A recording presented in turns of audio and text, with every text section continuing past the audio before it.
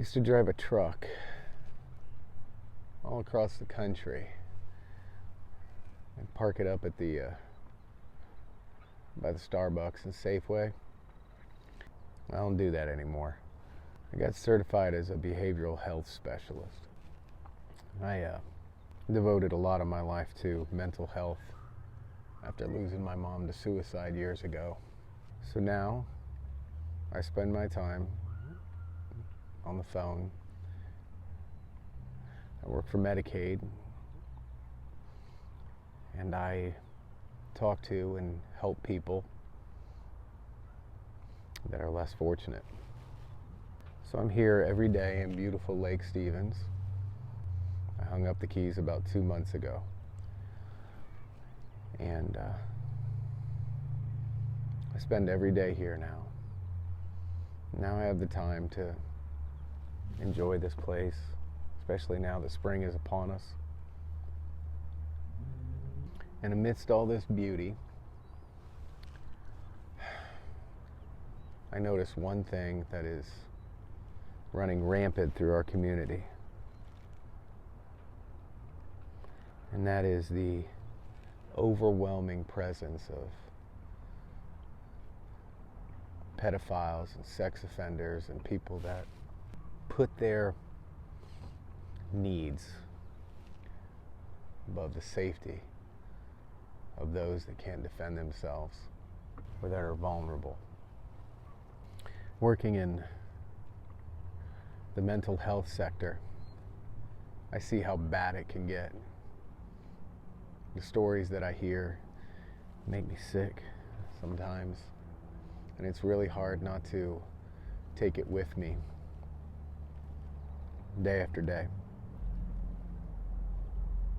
I see the long-lasting effects of what somebody whom is selfish and sick and demented can do to somebody. And it's right here, amidst all of this.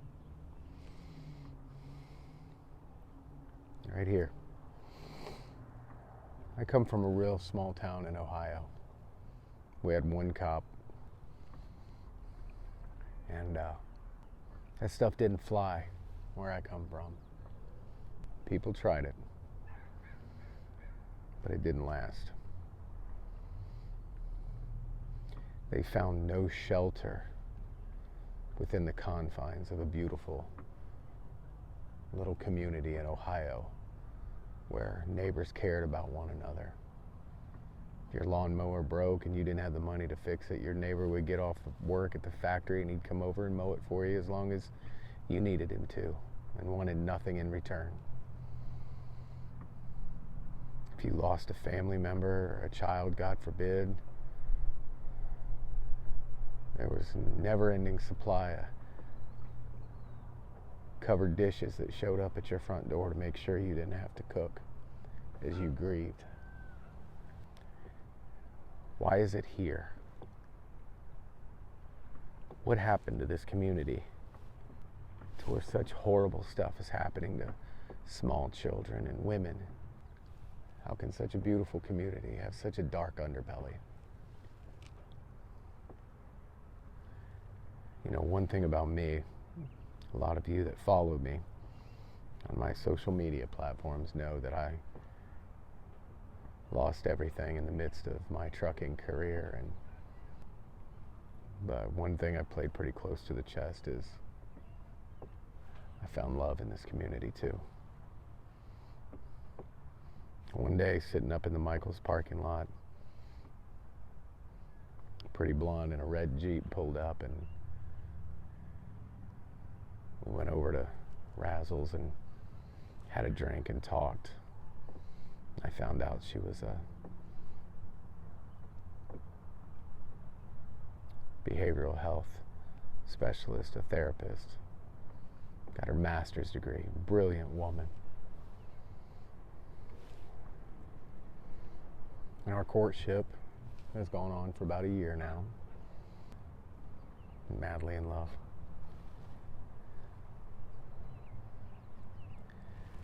One thing that happened as we got to know each other, I found out that in the midst of her, on the surface, storybook, beautiful life that she had, there's a really dark side to it. You know, I used to sit over there in Davies Beach and I would look across the lake and I would see all these houses over here. And I would wonder, what's it like to live over here on this side of the lake, to see it every day? Now I see it from my front porch every morning. And she gave me the okay to share this with you all. She's a very strong woman, shares her story freely for the benefit of other people. But one day she found out when she looked at his phone.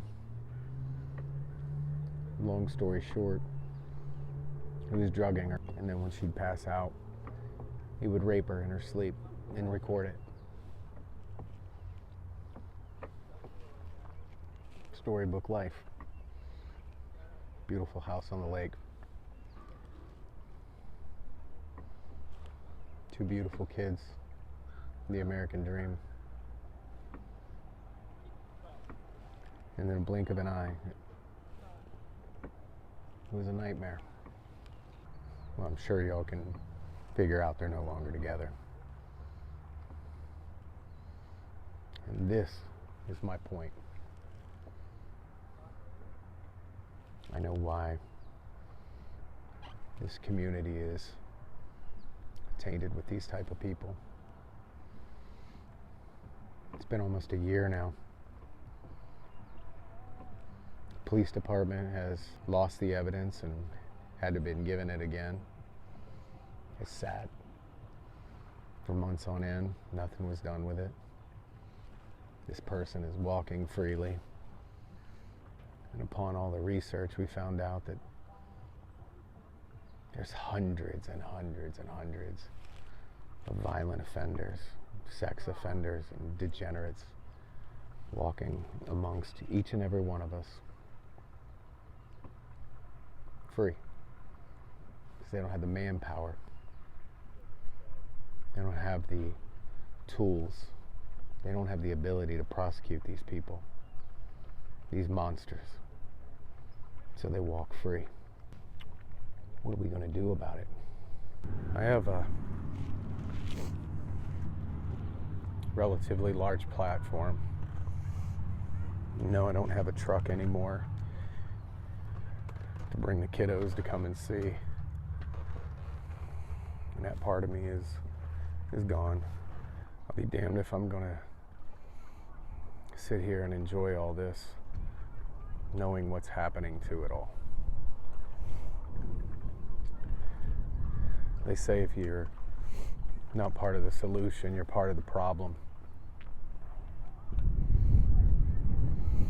So, what are we going to do about it as a community? How do we help the police department? How do we help prosecuting attorneys? Where does the pressure come from? What can be done to run these degenerates out of this town? It's simple. Let them know they shouldn't be here. Fundraisers to help the victims. You know, my girlfriend has spent $15,000 for an attorney just to ensure that he does not take those kids. You know? And you can say father's rights. Hell, I'm a father. I have 5 kids. You can say father's rights all day long, but the father doesn't sit upstairs and watch child pornography while his wife is upstairs with a tube in her chest because she just had a very serious surgery a few years ago.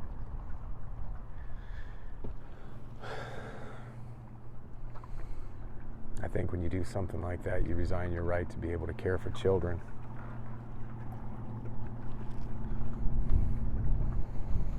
You know, after $15,000, she's now getting ready to lose her attorney because they want another 18 grand just to be able to get a parenting plan in place. Talked to a victim's advocate with the prosecuting attorney's office, and they said it could be 5 years before this guy even gets brought in front of a judge. Help me understand that. We could all sit here in the land of make-believe and enjoy this beautiful lake and pretend that nothing's going on. But ask yourself, how beautiful is this lake going to look to you when that happens to your child, your daughter, your son? In my travels going around this country, I've seen the worst of the worst. I've driven my big rig right through Skid Row in California and through the most depleted and demolished parts of West Virginia. I know how bad it can get. Trust me. What's property value going to be like when this area is laden with monsters? Because they're here. I don't know. You can open this up for discussion and ask yourself, what can our community do? How can we raise money for the women out there fighting to keep their kids from getting chewed up under the tires of a pedophile and a sex offender? How can we help the mothers out there that are trying to figure out how to keep the lights on and food in their bellies, much less pay an attorney to shuffle some paperwork around? What are you going to do? What can you do? Other than say, it's not my problem. Didn't happen to me. I've been wanting to get a new boat this year. Well, I'm a person right now that can tell you, you could be on top of the world one day. And screaming into the heavens to God on why He keeps you here.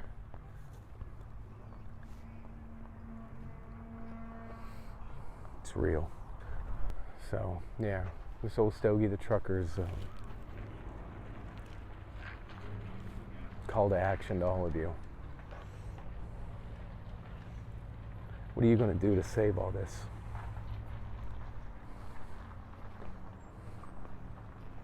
Just a thought.